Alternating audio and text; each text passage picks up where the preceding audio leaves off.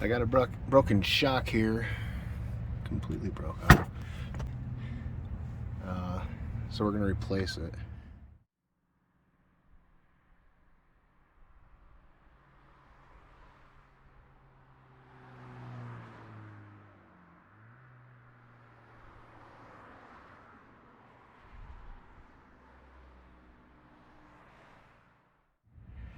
And we have a 1316 down here.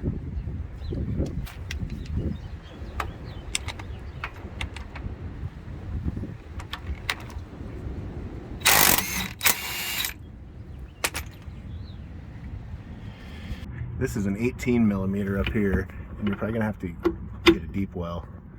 Otherwise, you're not gonna get your socket in there.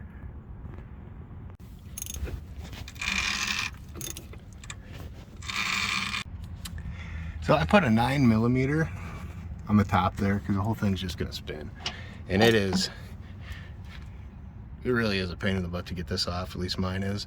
So I've been just slamming it with WD-40 and PB Blaster and whatever I can find. Pretty much just need to wedge this up against something, and then you can work off the nut. But it's, at least mine's not easy. It's a pain in the butt. All right.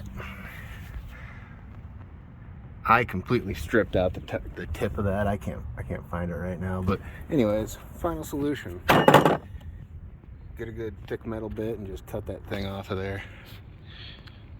So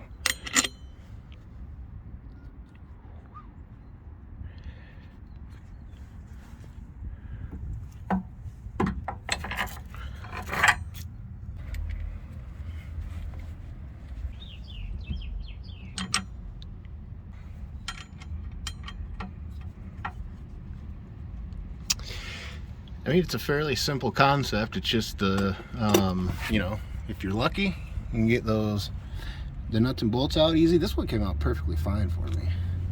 This one was the pain, but once I got out the Sawzall, it was easy. Just careful of sparks, I suppose, if you need to do that. Now just tighten them down. You do have to torque these down. I will get the foot-pounds.